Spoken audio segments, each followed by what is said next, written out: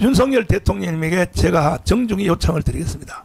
대통령님, 한 번도 대통령 당선된 이후로 실수한 적 없습니다. 이승만, 박정희 이후에 최고의 대통령의 직무를 수행하고 계십니다.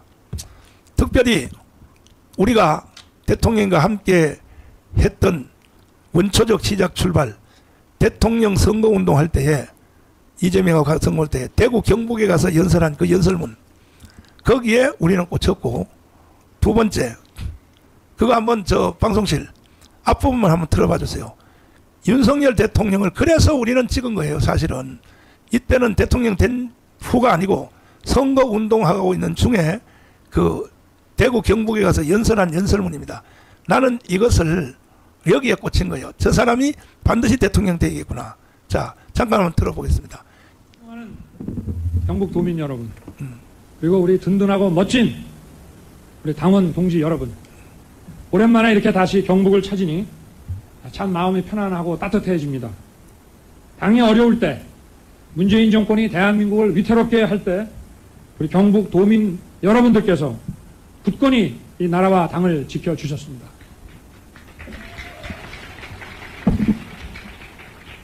저 역시도 여러분들께서 국민의힘 당 후보로 만들어 주셨습니다. 제가 오늘 이 자리에서 여러분께 드릴 말씀을 좀 메모를 해가지고 왔는데, 다른 말씀을 좀 먼저 조금 올리겠습니다. 저거는 이제 연설문이 아니야. 오늘 그냥 이 경북에 내려오는 동안에 저와 제 제 누이 동생까지 통신 사찰 당했다는 통보를 받았습니다. 이 공수처라는 게 뭐 하는 사람들인지를 알 수가 없습니다. 이 공수처를 만들려고 국민들을 얼마나 속였습니까? 검찰 개혁해서 권력 남용을 막고 국민을 위한 공정한 검찰 만들겠다고 이 공수처 만든 거 아닙니까? 결국 국민을 속였죠. 법을 만드는 과정에서 갑자기 없던 조항이 들어갔어요. 검경이 가지고 있는 이 수사 사건 첩보들을 자기들한테 무조건 이관을 하고 자기들이 안 한다고 할 때 가져가라 하는 이런 것을 박모 의원이라는 민주당 의원이 이거를 쑥 집어넣으면서 아무 걱정하지 말라고 그러더니 이게 완전히 사찰 정보기관으로 바뀌었습니다. 사찰 정보기관을 왜 두겠습니까? 부패해서 두는 겁니다. 윤석열 잡으려고 공수처 만든 거야. 아니, 떳떳하면 사정기관 통해서 권력자도 조사받고 측근도 조사받고 하는 것이지, 특검을 왜 거부합니까? 죄 졌으니까 거부하는 겁니다. 대장동 특검 하자고 그러니까 제가 대검 중수부 과장할 때 10년, 11년 전에 했던 그 사건에 무슨 고발 사주까지 끼워넣어서 하자고 그래서 저는 하라 그랬습니다. 왜냐? 걸릴 게 없으니까. 근데 이 사람들은 왜 안 합니까? 진상을 밝히고 조사를 하면 감옥에 가기 때문에 못하는 겁니다.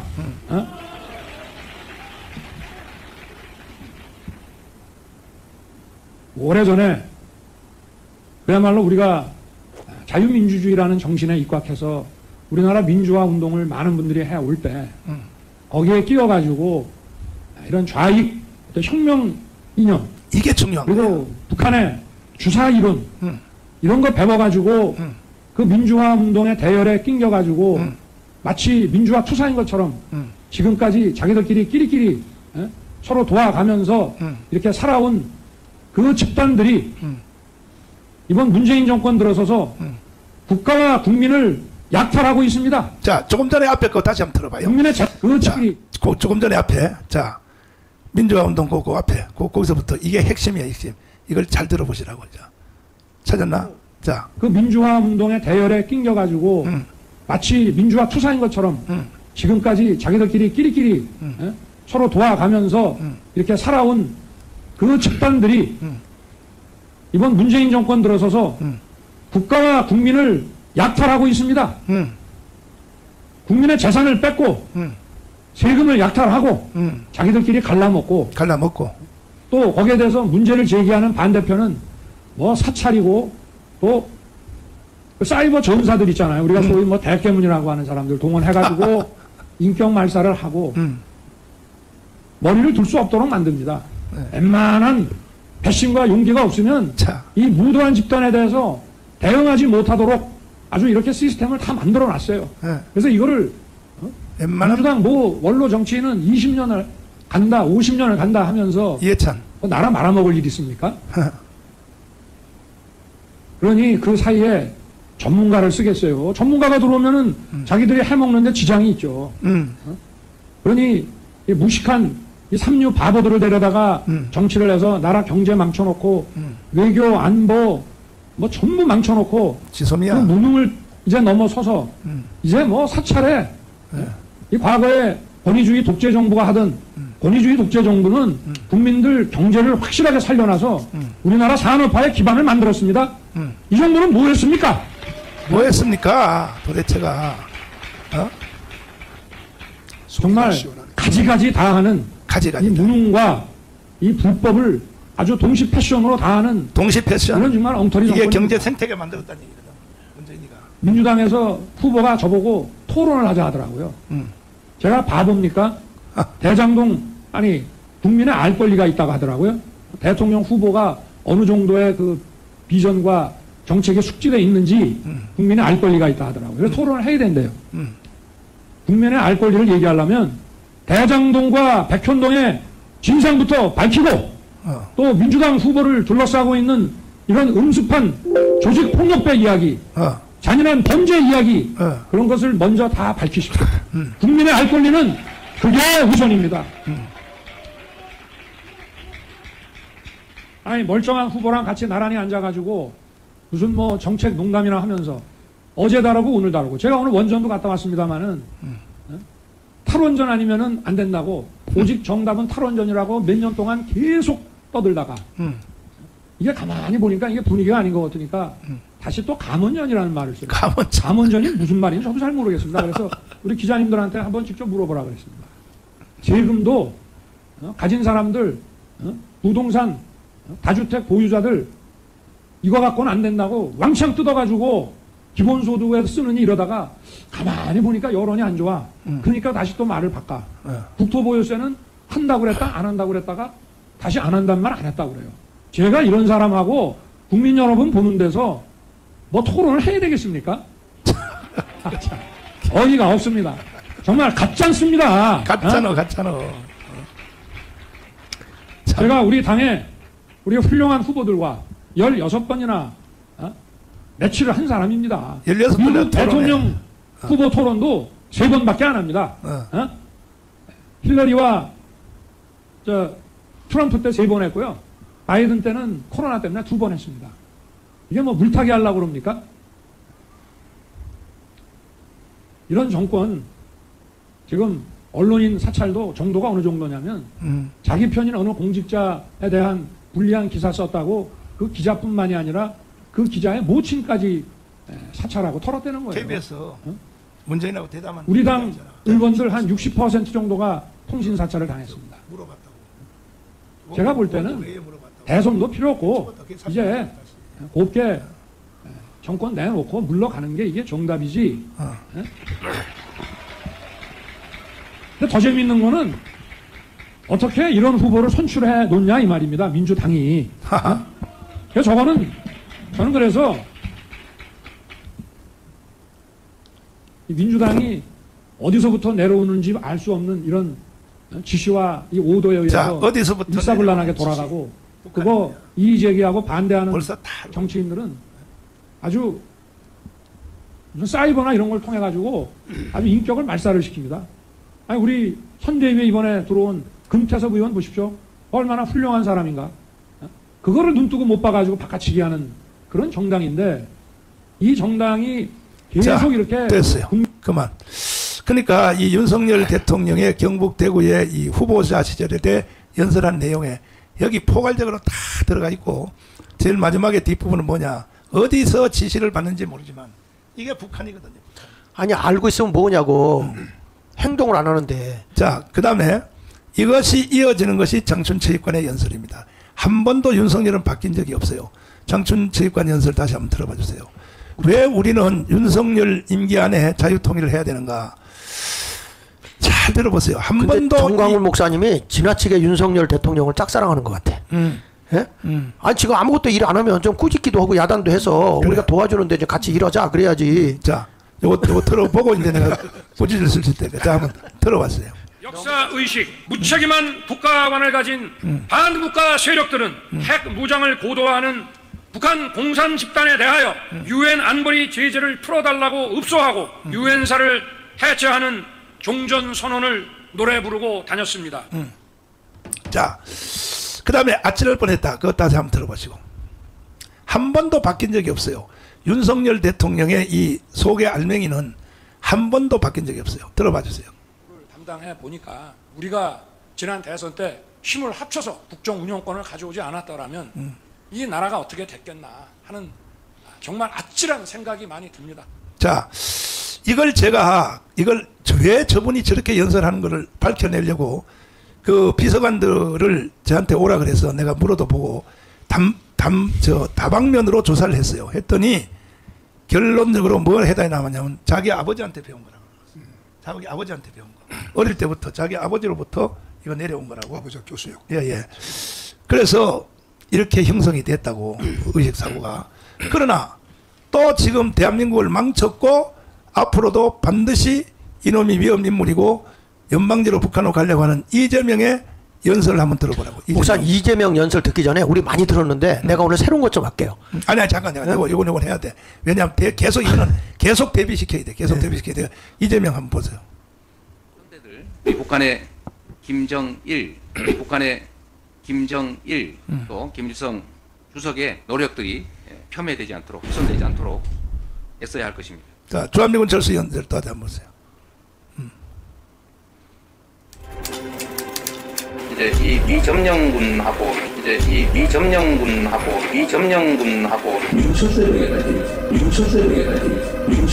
자, 됐습니다. 지금 대한민국 안에는 두 사상, 두 가치관이 충돌하고 있어요. 하나는 윤석열, 하나는 이재명인데 그럼 이재명의 저 사상은 어디서부터 나왔느냐 하고 제가 다방면으로 연구를 해봤어요. 했더니 여기에 대한 제일 확실한 해답을 준 사람은 김철홍 교수예요. 김철홍 교수가 하는 말이 맞아요. 결국은 경기 동부연합으로부터 온 거예요. 이 사상이 결과적으로. 그러면 이 두 곳이 이번에 총선에서 또 충돌을 했어요. 충돌했는데 이것을 우리가 여기서 수십 번 들었습니다. 윤석열의 연설과 이재명의 연설을 대비해가면서 그 다음에 이재명의 자서전까지 들어가면서 계속했으면 국민들이 어느 정도라도 아프리카가 아닌 이상 어떻게 192석을 만들어줍니까? 저쪽에 국민들이. 나는 이해할 수가 없는 거예요. 대한민국 국민들이. 알고 보니까 결국은 오늘부로 밝혀진 그대로 부정투표 북한이 해킹했고 이것은 이제 빼도 박도 못하는 증거가 이루어졌습니다. 그래서 언제까지 대한민국이 이렇게 북한의 장난감이 돼야 하는가? 언제까지 대한민국이 농락당이 되는지. 자, 장일 목사님. 저는요 지금 주사파가 득세하는 한국인데 왜냐 지금 지식인들이 우파 보수의 지식인들이 이제는 나와야 됩니다. 왜 그러냐면 문화 권력자 주사파들이 다 장악하고 있는 거예요. 우리가 알고 있는 대로는 넘겨서 한번 보세요. 여기 보면 주사파 정신적 스승들이 한한상, 백낙천, 리영희, 조정래, 신영복 이 사람들의 뒤를 다 이어서 지금 나오고 있단 말이에요. 그러니까 이런 사람들 보면 지금 이거 보세요. 하나 넘겨서 보시면 주사파 정신의 스승이 되었는데 우리 한번 저기 전 목사님 한번 읽어보세요. 이들은 어떻게 주사파의 정신적 스승이 되었나? 네. 문학, 비평, 평론 등 인문학을 통해 시대에 저항하는 지성인들의 이상에 대한 욕구와 의식세계를 장악했다. 그러니까 이게 지금 우파의 보수들이 지금 숨어 있을 때가 아니고 다 들고 나와야 됩니다. 넘겨서 한번 보세요. 이제 얼마나 한한상 얘기 좀 할게요. 한한상이는 김영삼 정부 때 18대 부총리 겸 통일원 장관했던 사람이고 어떠한 이념도 민족을 우선할 수 없다. 네. 이 사람이 이런 운동을 해서 넘겨서 보시면은요. 이거 뭐 이런 사람들 쭉 있죠. 백나청 한한상 저기 있는데 한한상이 한 얘기 좀 한번 볼게요. 넘겨보세요. 한번 읽어보십시오. 1948년 8월 15일 해방의 날이 아니라 분단의 날이다. 우리는 광복된 적이 없다. 네. 문재인 정부를 탄생시킨 촛불 시위는 3.1 정신의 부활이다. 탄핵된 박근혜 대통령의 아버지 저격 사건을 반면교사로 삼았어야 불행한 일이 없었을 것이다. 누가 또요. 조국에게 부끄럼 없이 돌을 던질 수 있는가? 조국이 무슨 큰 잘못을 했는지 잘 거기서 모르겠다. 제대로 조국을 감싸고 있다니까. 그 다음에 한국 사회와 교회가 북한을 악마의 비난하던 70년의 과거를 반성해야 한다. 결국 청산해야 할 제일 적폐는 남북 분단이다. 지금 이렇게 하면서 완전히 지금 북한 사상을 보급시키고 있는 게 한한상이에요. 이런 사람들이 정신적 지주 노릇을 하고 있다고요. 그다음에 백낙청이 한 얘기 좀 보세요. 백낙청. 뭐 이건 다 아는 사람이지만 좌파의 숨은 신, 철옹성의 분화 결력자, 자경화의 원점, 서울대 명예교수, 한반도 평화포럼 명예사장, 김대중 평화센터 고문, 창작과 비평 발간이 뭐 그런 거 보지 말고 저 밑에 문재인이가 뭐라고 하는 거 보세요. 나의 사상적 스승은 백낙천 선생님입니다. 네, 그다음에 넘겨서 한번 보십시오. 자, 정치 좌편향, 예. 문학계 정치계의 좌편향에 대역할을 했다. 한국 문학계 창작과 비평 잡지 발간을 통해 순수 문학 비판. 그다음에 좌파 이념인 민족문화, 민족문학의 이념적 기반 제공과 이를 세력화했다. 그 밑에 거 읽어보세요. 반 이승만, 반 자유주의, 우리 민족끼리 사상을 완성했다. 그게 백낙천이가 한 얘기거든요. 그다음에 넘겨서 한국 한번 정치계. 네, 예, 넘겨서 한번 읽어보세요.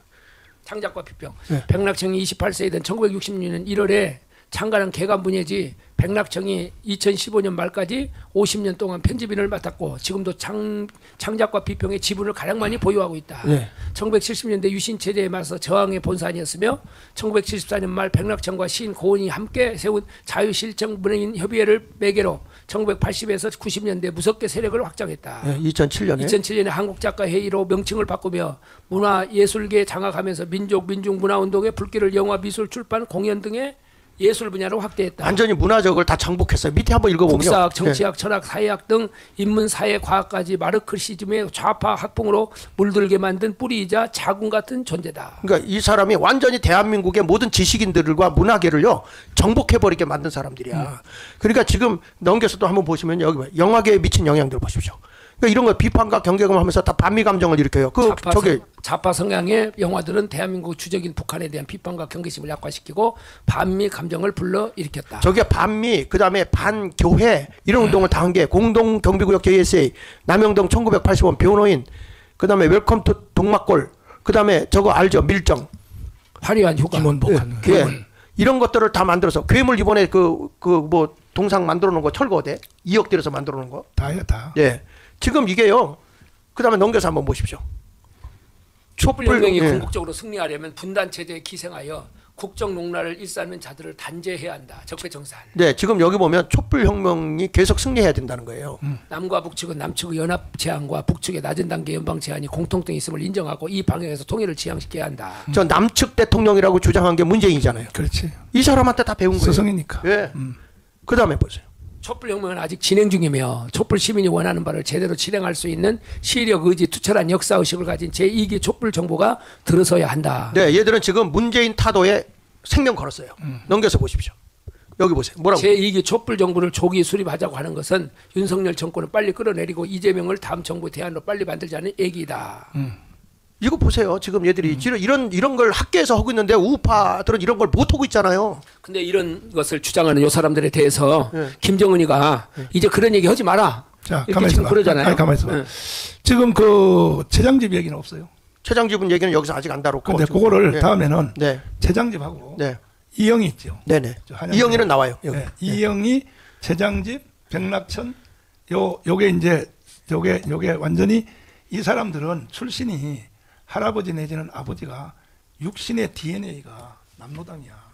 이래서 생긴 거라고. 그다음에 이거 하나 더 넘겨서 한 번만 읽어보고 얘기합시다. 여기 보면 김대중 대통령 이후로 이재명 후보만한 정치인은 우리가 만난 적이 없다.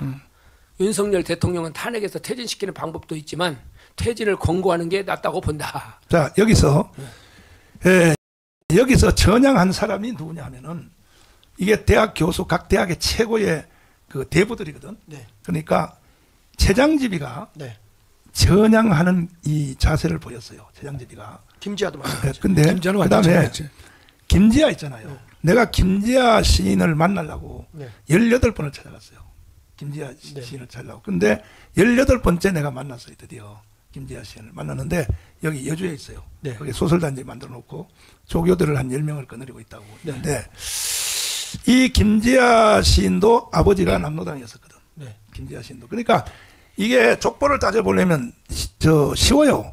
자기 아버지 내지는 할아버지가 남로당이었었나 아니었나 이거 물어보면 알아버려요. 그 다음에 밑에 뭐 사상이고 뭐고 알아볼 필요도 없어요. 근데 지금 이것이 김지아 시인은 완전히 전향했을 뿐 아니라 김지아 시인이 전향하는 글을 썼단 말이야. 글을 썼는데 이분은 삼국지라는 소설을 써서 지금도 기록이 안 깨져요. 3천만 권을 팔았어요. 3천만 권을. 이 김지아가. 그 다음에 두 번째가 조정래의 태백산맥이야. 그래서 내가 조정래의 태백산맥을 제압할 수 있는 소설을 삼국지 말고 이걸 하나 부탁하려고 내가 거기 갔다고.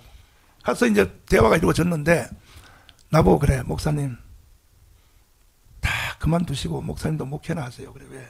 나라 끝났습니다. 끝났는데 뭐 지금 와서 뭐 조정래 태백산맥을 제압하는 소설을 쓴들 의미가 없습니다. 이래가지고 하시는 말씀이 뭐라 그러냐. 자기가 이거는 잘못된 거다 하고 선언을 했더니 세상에 삼국지 쓴 책 있잖아요. 네. 수백 권, 수천 권을 가문 광장에 갖다 놓고 불을 질렀다는 거야. 이 좌파 애들이. 불을 지르고 하도 전화로 협박해서 자기 부인이 정신병 경지까지 왔다는 거야. 이제 몇 년 전에 돌아가셨잖아요. 그래서 미국으로 도망을 갔다는 거야. 그래서 미국으로 도망가서 그 부인하고 약속하기를 다시는 한국에 돌아가서 우파 운동 안 하기로 약속하고 부인하고 그래서 한국에 돌아왔다는 거야. 돌아왔는데 이제 이게 이제 결론적으로 뭐냐면 이제 백낙천, 이영희, 그 다음에 또 뭐 최장집, 그 다음에 뭐 이런, 그 다음 밑에 뭐 지저분한 그 밑에 애들. 신영복까지 다 이어진 신영복, 예. 그 다음에 뭐 또 그 두루마기 입고 나오는 그 몇 년에 죽은 그 좌파의 대부 있잖아요. 이 사람들을 전부 다 하나로 묶어서 딱 하나로 모아 있는 사람이 누구냐. 이게 바로 지금 그 도울이야, 도울. 도울이라고 보면 돼요. 도울이가 지금 살아있는 사람 중에 이 모든 복합체를 하나로 묶어져서 이거는 하버드 대학 박사거든요. 그 표현이 잘하고 말도 잘하고 해서 이 사람이 EBS라고 하는 KBS 교육방송에서 3년을 가르쳤으니 중고등학생들을 네. 도울이가 네. 그러니까 나라 끝났다고 끝난 상태인데 이젠 우리가 어떻게 살려야 되느냐 이걸 지금부터 우리가 남은 시간에 토론을 해야 되는데 첫째는 광화문이 일어나야 돼요. 광화문이. 이거 외에 다른 방법이 있으면 지금 여기 나한테 제시를 해주세요. 두 번째 한국 교회가 일어나야 돼요. 교회가. 그럼 이 두 개를 가지고 한마디씩 한번 해봐요. 자, 광화문은 어차피 일어나게 돼 있으니까 간두고 한국 교회가 일어나야 되는데 저는 교회도 교회지만 이 지식인이라고 하는 사람들이잖아요. 지금 우파 지식인들이 모이기 시작했어요. 어차피 저도 만났고 그리고 대학생들 가운데 의식 있는 사람도 있더라고요. 그 대학생들도 요즘에 들고 일어나더라고 조국 앞에서요. 네. 우리 그거 그렇습니다. 보셨죠? 예. 저 총장님 있으니까 한번 얘기 좀 해봐요. 이거 아니 그거 제가요? 말하기 전에 네. 내가 말하자면 이게 아놀드 토인비의 정반합에 의하면 항상 어느 쪽으로 치우치면 반발이 일어나게 돼 있어. 역사의 흐름에 일어난단 말이야. 지금 이제 이번에 192석 저쪽에 했잖아요. 반드시 다음 대통령은 우리 쪽이 돼요. 될 수밖에 없어요. 이거는 역사의 흐름이라고. 반대 현상과 정반대 현상이 또 일어나서 부딪히면 하는데 문제는 한국이 이런 상태에서 좌파가 이겼다 우파가 이겼다 반복되는 순간에 대한민국은 없어진다. 나라가 망한다고 지금 이게 나라가 망하니까 깨우쳐야지. 결국은 해답은 뭐냐. 자유통일밖에 없는데 자유통일을 하기 위해서는 임시로 급한 게 뭐냐면은 지금 교수들 일어난다 그러죠. 네. 아무 힘 없어요. 힘있게 만들면 되지. 만드는데 네. 생태적으로 불가능해요. 왜 아니 그러냐면 그럼 전 목사 혼자서 대한민국을 다 끌고 가면 안 되지. 그분들 다 들어오게 해야지. 아니 물론 그렇게 설득은 네. 해보겠지만 네네. 왜 이게 불가능하냐면 내가 교수들을 장 목사의 100배도 더 만났지. 다 보세요. 왜 안 되냐면 네. 옛날에 민주화 운동할 때는 네. 교수들이 학생들이 그때 네. 배가 고팠어. 네. 그다음에 다 시골 출신들이에요. 네. 그러니까 저항 의식이 있었단 말이야. 그때 지금 교수들은요 배에 기름기가 끼어가지고 이게 나라가 잘못된 줄 알면서도 한마디 들어보세요. 자, 내가 강원운동 처음 시작할 때 제일 먼저 협조해야 될 사람이 지식인들 아닙니까? 안 나와요. 지식인들 왜 안 나오냐? 다 나한테 전화로는 그래 잘한다 그래. 나오세요 그러면 안 나와요. 이거는. 교수들 따로 묶으면 되지. 그래서 해보자고. 그렇게 되고 교수들 보다가 더 중요한 게 종교가 뿌리지 않습니까? 네. 모든 사회에 뿌리는 종교거든. 종교가 무너지면 그건 끝나는 거거든. 그러니까 이 강은식 목사님. 네. 결국은 이제 우리가 왜 전재현을 왜 만들었냐? 네. 교회가 깨어나서 이것도 각자가 하면 안 돼. 결속이 돼서 한 단체와 한 몸으로 일어나야 그렇죠. 이게 가능성이 있단 말이야. 특별히 또 성령운동 자체가 연합입니다. 그렇지. 연합이기 때문에 지금 우리가 이제까지 싸워왔지만은 방금 말씀하신 대로 두 가지라고 그랬잖아요. 하나는 광화문 애국 세력, 태극기 부대가 촛불 부대를 능가해야 합니다. 능가하고 한국교회가 이제 하나 돼서 일어나는 것은 마지막 때 성령 운동밖에 없습니다. 그래서 각 254개 지역마다 연합회를 결성하고 우리가 저들은 풀뿌리 운동이라 그러지만은 우리 신앙 풀뿌리 운동을 해야 돼요. 그래서 저들의 회개 운동을 일으키고 복음을 통해서 성령 운동으로 대한민국 1천만이 하나로 일어나면 어떤 세력도 이길 수 있다. 이렇게 생각이 됩니다. 왜 우리가 지식인들이 일어나냐면 하나만 더 넘겨서 올려줘 보세요. 거기 보면 얘들이 지금 탄핵이 들어갔거든. 저기 올려주세요. 올려보세요. 백내천이가 지금 하는 얘기 보세요. 탄핵 요구보다 퇴진 공고한다. 레임덕으로 4년 반 계속 가면 나라 망가진다. 이거는 이미 벌써 다 알려진 사실이니까. 아니 그러니까 그리고 쭉쭉 넘겨. 리영이가 한 말 좀 보세요. 쭉 뒤로 넘겨줘 보세요. 리영이가 한 얘기 보면 여기 이런 얘기 어디 나오냐면 그의 말말말 1 거기 좀 넘겨주세요. 네. 야 저기 보세요. 거기 한번 좀 읽어줘 보실래요? 북한은 우리처럼 잘 먹진 못하지만 한결 맞고 깨끗하고 뺏는 것이 아니라 나누는 그런 것이 있는 사회이며 풍족하진 않지만 이상적인 사회다. 자. 이거는 이미 벌써 상식화되어 있는 얘기니까 걔들은 다 이미 뭐 하나로 이게 내가 총체적으로 했잖아. 이게 다 뭉쳐진 것이 도울이라고. 도울 얘기 들으면 이 속에 다 나와요. 다 나오고 그 다음에 이제 전준원 목사님. 이게 이제 그 결국은 한국 교회가 교단이 연합이 돼야 될 거 아닙니까? 12개 교단이 연합이 안 되고 교단이 서로끼리 싸우고 계속 분열하면 결국 우리의 공동의 적인 공산주의를 이길 수가 없다 이 말이야. 그래서 이제 교단 연합을 지금 계속 사실 우리가 이게 너무 늦게 시작했어요. 전지현도 그렇고 자교총도 사실은 2년 전에 했어야 되고 내가 한기총 대표회장 할 때 이미 그때에 나는 이걸 알았기 때문에 그 임원회, 실행위원회, 그다음에 윤리위원회, 총회까지 다 통과를 해서 그 정관까지 다 만들었단 말이야. 그래서 253개죠. 밀고 나갔어야 되는 건데 내가 가문운동에 그 집중하느라고 사실 이걸 소홀히 했던 거야. 그때 계속 했어야 되는 건데. 그때 총회 때에 정관까지 다 통과시켜 놓고. 그렇지. 그런 목사님이 깜빵 갔죠. 깜빵 갔어. 그래서 이 문광부로부터 인주를 받아야 되는데 그 수순을 못 밟은 겁니다.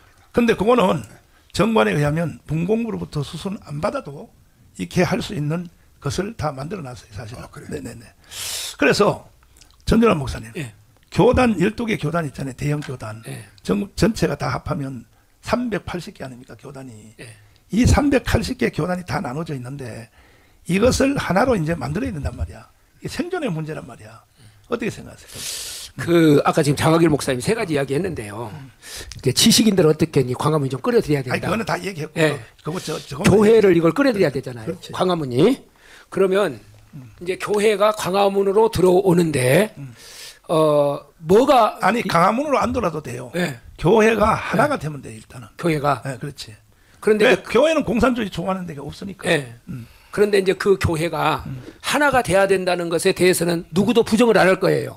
목사들 만나면 다 하나 돼야 된다 그러거든요. 그리고 그 사람들 또 이야기하기를 뭐 아주 뭐 NCC 계열이나 그런 사람들은 몰라도 이 사람들은 전부 다 이런 부분에 대해서 다 거부하고 있어요. 근데 이것을 누군가가 하나로 묶어낼 수 있는 응집력이 필요한 거예요. 그래서 저는 이번에 그 우리가 자유통일당이 국회로 진입을 하면 그것을 중심으로 해서 한국 교회가 뭉쳐지지 않을까 이렇게 생각을 했는데 이번에 이제 이게 되지 않았거든요. 그러니까 이걸 시간을 이제 우리가 지나갔으니까 우리가 이 자교총이나 전지현이나 이런 걸 통해 가지고 이 사람들을 묶어내는 일을 이제는 최선을 다해 가지고 올인을 해야 된다 생각합니다. 자, 두 가지 내가 물어볼게. 첫째, 12개 교단에 대표자들은 다 세워졌어요? 그렇죠. 대표자는 세워져 있죠. 그다음에 지역 대표도 세워졌어요? 지역 대표도 세워져 있어요. 세워졌고. 그다음에 우리 강은시 전지현도 전지현이가 254개잖아요. 254개 이번 하나가 늘었죠. 254개의 대표자들은 다 세워졌어요. 17개 광역시도에 대표장도 세워졌고 254개 지역 사실은 전라남도 지역 여기는 아직 있잖아요. 전라남도. 그거는 이제 될 수 있을 것 같아요. 일단 대표가 세워져야 되거든. 그렇죠. 대표가 세워지고 마지막 목적지가 어디냐면 그러면 254개가 이제 지역별로 나눠지잖아요. 그렇죠. 대표 나눠지면은 각 교회 있잖아, 교회. 각 교회에 이게 자유통일을 위한 그 권사도 좋고 장로도 좋고 집사가 7만 교회에 한 명씩이 다 세워져야 돼요. 이게 마지막 목적지란 말이에요. 네네. 그걸 위해서 제재한도로 다 해내 주시고 그다음에 김학성 교수님. 이제 시간 관계상 이게 전체를 정리해야 될 때가 왔는데 탄핵이 될까요, 안 될까요? 그것부터 얘기해요. 저는 제 생각에 조국 당을 중심으로 해서는 탄핵을 하자고 떠들겠지만 저는 금년 말까지 탄핵은 저는 안 된다고 생각합니다. 왜냐하면 민주당이 절대 힘을 가지게 됐거든요. 그러면 지금 저들이 예전에 노무현 대통령 선례를 알고 있기 때문에 국회가 탄핵을 의결해도 3개월 동안, 3, 4개월 동안 대통령 직무가 정지되고 그다음에 헌재의 현 구도로 봐서는 6명을 찬성을 이끌기 어렵다고 좀 봐요. 탄핵이 기각되면 그 후폭풍을 자기네들이 이걸 감당할 수 있겠는가라는 생각 때문에 저는 민주당은 적극적으로 탄핵을 주도하지 않는다고 저는 생각하고 있어요. 자, 그러면 지금 헌법재판소가 총 인원이 몇 명? 9사람입니다. 9명 중에서 6명이 반대하면 탄핵이 안 되는 거예요. 6명이 찬성하면 탄핵이 되고요. 6명 찬성하면? 네네. 그러면 5명만 찬성해도 안 됩니다. 예. 그러면 3사람만 반대해도? 되죠. 6명이니까요. 그러니까 아니 3사람이 탄핵을 반대해도 탄핵이 안 되는 거죠. 되고. 탄핵을 찬성하는 사람이 6이 되니까 전체 9명이 됩니다. 예, 9명이요. 9명인데 6명이 찬성을 하면 탄핵이 되는 거죠. 예. 그러면 3명이 반대하면? 그래도 되죠. 4명이 반대하면 안 되는 거죠, 목사님. 4명이 반대하면 안 되는 안 되죠. 예, 5대4가 되니까. 그러면 지금 현재 재판 성향으로 봐서 네. 우리 쪽이 많아요. 6대3으로 보고 있습니다, 목사님. 6대3으로. 윤 대통령 쪽이 6입니다. 6. 예. 그러면 법적으로는 탄핵이 불가능한 거죠. 그렇습니다. 예. 불가능한데 장일 목사님. 박근혜도 구도가 똑같았단 말이야. 네. 헌법재판소의 구성 인원이. 박근혜 때 목사님 6대3은 아니고요. 네. 그 당시 8명이었습니다. 그때는 한 명이 없었고 6명이었어. 5대3. 6명인데 예. 사실은 그러니까 3명만 반대해도 그때 탄핵이 안 됐거든. 그런데 전원 일치했단 말이야. 이걸 참고해서 이 윤석열 탄핵이 야당 쪽에서 결의를 할까 안 할까가 어떻게 생각하세요? 탄핵 법안을. 광화문 때문에 못할 것 같아요. 광화문 때문에? 참 믿음이 너무 많이 좋아가지고 이거 참. 아니 의회가 그렇게 되면 쟤네들이 지금 직접 민주주의를 외치고 있기 때문에 뭐 다수결로 쟤들이 간단한 횡포잖아요. 지금 횡포인데 지금 저들은 지금 이 지성인들이 윤석열 대통령 지금 탄핵하자고 하는 게 저들의 답이거든요. 답이지. 예. 그리고 지금까지 자기들이 세운 나라 다 무너뜨렸다고 그러잖아요. 그러니까 그게 무슨 얘기냐면 저들은 탄핵하겠다는 거야. 웃기는 거는 뭐냐면 북한이 저렇게 좋다고 그래요. 이거 하나 더 올려봐요. 그렇게 좋다고 하는데 지는 왜 북한에 갔다 돌아 한국에 오지? 저기 보세요. 아니 그 앞에 여기 보면 이상적인 사회가 북한이래요. 그런데 1998년도 취재차 북한을 방문했지만 형과 누나가 거기 살고 있는데 귀국했다고. 자, 이런 내용은 네. 우리 그러니까 장 목사님이 또 이영은하고 풀로 쭉 해야 돼. 그래야 일관성이 있고 여기서 이제 자꾸 나눠서 토론하니까 일관성이 아니 그러니까 지금 보면 쟤네들이 이런 사상으로 젖어져 가지고 탄핵을 밀고 가고 있기 때문에 자유우파가 지성인들도 나와야 된다는 얘기는 지성인도 나와야 되고 그리고 성경에서 말한 것처럼 우리를 반대하지 않는다도 주님의 편이라고 그랬으니까 우리 편에 안 놔도 묵시적으로 지지하고 있는 우리 기독교인이 많고 목사님들이 많아요. 자, 그동안에 우리가 좀 그 목사님들에 대해서 좀 간과했던 거에 대해서 죄송하고 그렇게 하고 그다음에 강은신 목사님. 왜 박근혜 탄핵할 때 목사들도 다 동의를 하고 지식인들도 다 동의하고 교수들도 다 동의하고 심지어 교총이요. 정교조는요 27,000명밖에 안 돼요. 교총은 50만이야. 교총이 촛불 시위에 나왔단 말이야. 왜 그런 일이 일어난다고 생각해요? 사실 탄핵이라고 하는 말을 제가 입장에서 생각하면 객관적으로 볼 때 우리 국민들이 탄핵에 대해서 그렇게 깊이를 몰랐어요. 무지했단 말이에요. 몰랐어. 예. 그러다 보니까 이 탄핵이라는 게 멍하니 있다가 이런 엄청난 일을 당했는데 이제는 탄핵이라는 것을 국민들 가슴 속에 다 이건 엄청난 사건이로구나. 이건 있을 수 없다. 그래서 이번에는 만만치 않을 겁니다. 근데 그때 박근혜 탄핵을 동의하는 국민들이 95%였어요. 그 주범이 누구냐? 경북대구였어요. 네. 경북대구가 세운 박근혜를 자기들이 탄핵하자고 나온 게 95%였어요. 이만큼 국민들이 어리석고 국민들은 선동에 약하다 이 말이야. 그러니까 이걸 쉽게 생각하면 안 된다 이거야. 근데 이번에 선거를 했을 때 박근혜 탄핵도 경험했고 그다음에 또 그 윤석열도 경험했고 다 경험했고 지금 자기 목사님이 말한 걸 이 모든 것을 다 여기서 우리가 한두 번 설명한 게 아니잖아요. 2년 가까이 설명을 했잖아.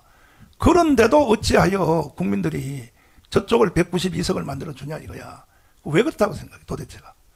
설명을 적게 한 것은 아니거든 우리가. 우리는 엄청나게 설명을 했는데 이 우리가 설명을 하는 만큼 또 국민들이 이를 들을 수 있는 이 통로가 좀 제한되어 있었다. 근데 설명은 우리만 한 게 아니고 5대 유튜브 있잖아요. 메이저 유튜브가 끊임없이 설명을 했다고. 5대 유튜브만 설명한 게 아니라 사실은요, 이런 걸 뭘 설명을 해야 되냐고. 목사들이라면 본능적으로 알아야지. 박근혜 탄핵한 게 이게 잘못됐구나. 이것을 본능적으로 느껴야지. 역사를 통해 경험을 해야지. 그럼에도 불구하고 이번에 192석을 또 만들어줬다 이거야. 그렇죠. 이게 도대체 왜 이랬다고 생각해? 목사님, 제가 볼 때는요. 네. 지금 다 이념을 가지고 말씀하시는데 지금 이번에 이념 때문에 진 거 아니에요, 목사님. 제 개인 생각은 네. 윤 대통령이 잘한 게 많잖아요. 국방, 안보, 외교는 뛰어나게 잘했지만 네. 2년 동안에 윤 대통령이 잘못한 게 많아요, 목사님. 아, 잘못한 게 한번 얘기해봐요. 말씀드릴게요. 첫째, 네. 2년간 당대표 5명 바꿨습니다. 집권당이 당대표를 왜 몇 번씩 바꾸죠? 아니, 가만있어 봐. 당대표를 5명 바꿨다고요? 여러 번 바꿨죠, 목사님. 아니, 여러 번이 아니고 5명 맞아요? 5번 바꿨어요. 누구? 아니, 그러니까 2년 근데 동안에. 이준석, 그다음에 김기현, 이준석, 김기현. 또 전에 또 하나 있었죠, 목사님. 아, 예를 들어서 5번이 아니더라도 네. 4번이나 네 번이 서로 바꿨어요, 목사님. 당대표를요. 그럴 이유가 뭐가 있냐고, 아니, 목사님. 정확하게 하자고. 이제 4번은 아니더라도. 이준석하고 김기현 바꿨고, 김기현 전에가 누가 있었잖아요, 목사 하나. 김기현 전에? 이준석 다음에 하나 김기현 있나요? 이준석이 있대요. 아니, 이준석 나가고 그다음에요. 바로 김기현 있나요? 네, 바로 김기현이요. 바로 김기현. 정준석인가 누가 비대위 같은 걸 하나 했죠. 하나 했었어요. 네. 비상대책. 아니, 그거는 당대표라고 아니, 그 볼수 비상대책위원이 당대표죠, 목사님. 아니, 그거는 당대표를 만들기 위하여 비상대표를 했는데, 이준석은요, 아웃될 만한 이유가. 아니, 저도 알아요, 목사님. 제가 네. 얘기를 해보면, 이준석이를 자른 것은 전 100번 잘했다고 생각해요. 네. 그러나, 임기 2년도 안 됐는데, 여러 번 좀 비상대책위원장이 들어왔고 나갔단 말이죠. 그것도 아니, 칭찬받을 일이 아니에요, 목사님. 아니, 두리뭉실하게 말하면 안 되고. 제가 왜 두리뭉실하게 말씀드려요? 딱 2명이요, 2명. 아니에요. 이준석 있고, 이준석하고 김기현 김기현이요. 또 하나 있었죠. 있었어요, 목사님. 누가 있었어요? 대봐요. 누가 있었어요? 아니, 그건 일단은 좀 제가 말씀드릴게요. 일단 나중에. 찾아봐요. 얼마든지 찾아보고. 그다음에 또. 2명이야, 2명인데. 아니, 또 있었어요, 목사님. 아니, 정진석이. 아니, 그거 중요한 거 아니에요. 중요한 거 아니에요. 그거는 저기 그 선거를 뽑기 위한 그런 임시 비대위원장이. 그러니까 비대위원장이 목사님 다 그거잖아요. 목사님, 이 당대표랑 마찬가지잖아요, 목사님. 아니, 내가 들어봐요. 비대위원장도 종류가 2가지요. 하나는 당 대표격을 가지고 있는 비대위원장이 있고, 당 대표를 선발하기 위한 중간 과정에 비대위원장이 있는 거야. 그 종류가 다른 거예요. 그러니까 실제로는 당 대표는 2명이었어요. 이준석하고 김기현이었었다고. 근데 그거는 뭐 나중에 또 얘기하시고요. 또 하나는 제가 볼 때는요. 그러니까 윤 대통령이 다 잘못된 게 아니라 훌륭하게 일을 잘하셨지만 제가 볼 때 문제점은 또 제가 생각나는 게 안철수를 홀대했어요, 목사님. 안철수를. 그다음에 나경원도 내보냈어요.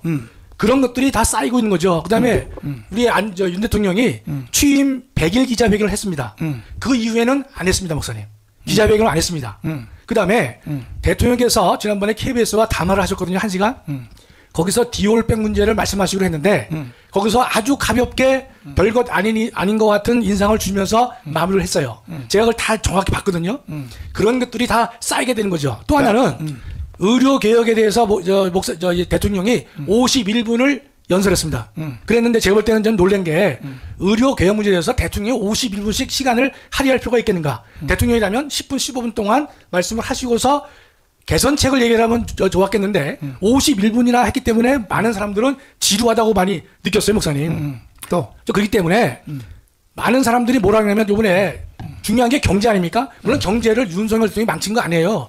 문재인이가 400조를 늘려가지고 그 후유증을 윤 대통령은 회복하기 위해서 노력을 많이 했는데도 불구하고 야당에서는 대파 들고 나와가지고 사과값 들고 나오고 하다 보니까 많은 사람들이 경제 문제에 대해서 저항을 많이 느끼게 된 것이죠. 예전에 목사님 아시다시피 클린턴이 부시를 이길 때 야 바보야 경제가 문제지 이런 얘기를 했잖아요. 자, 됐어요. 이제 다 알았는데 요거는 요 주제만 가지고 장로님하고 나하고 둘이 1대1로 맞짱 토론을 한번 하자고요. 요 주제만 가지고. 나는 여기 반론이 많아요. 왜냐하면은 우선 내가 딱 기억을 한 게 뭐냐면 의사들 숫자 정원은요, 제일 먼저 제기한 게 이재명이었어요.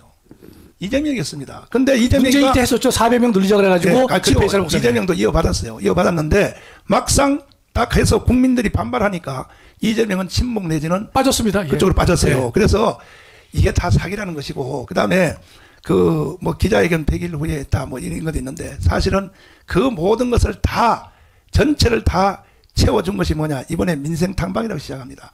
민생 탐방을요, 이승만과 박정희 이후에 이렇게 민생 탐방을 섬세하게 한 대통령이 없어요. 근데 언론이 다 잘라 먹었던 거예요, 언론이.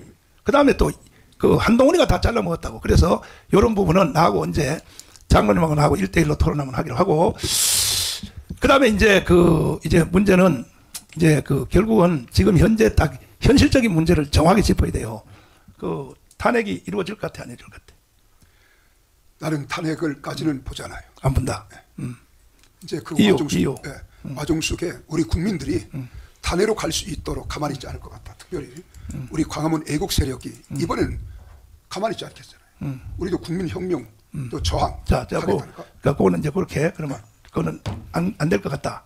그다음에 전준환 목사님. 예. 탄핵이 갈 것 같아, 안 갈 것 같아?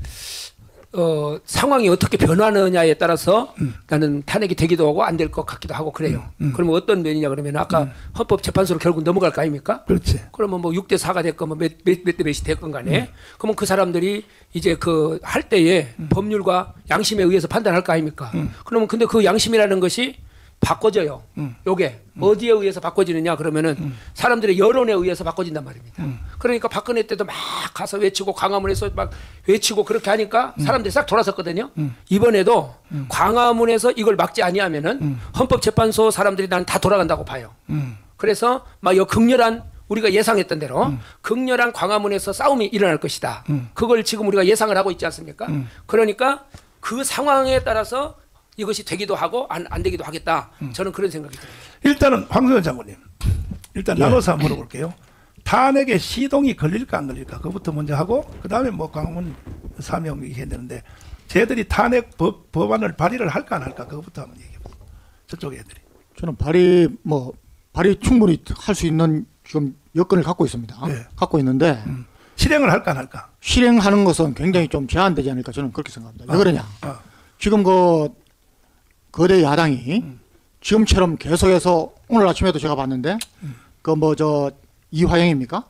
명백하게 거짓말을 하고 있고 한 것을 요번에 당선된 20-30명의 국회의원들이 가서 야단을 치긴단 말이죠. 이런 식으로 하다가는 거대 야당도 국민의 이 민심이 돌아가는 것은 또 쉽게 돌아갑니다. 그래서 만약에 거대 야당이 조금이라도 생각이 있고 좀 전략적으로 한다면은 탄핵을 섣불리 꺼낼 수는 없습니다. 그런데 저는 이제 항상 이야기하지만 우리 국가의 위기는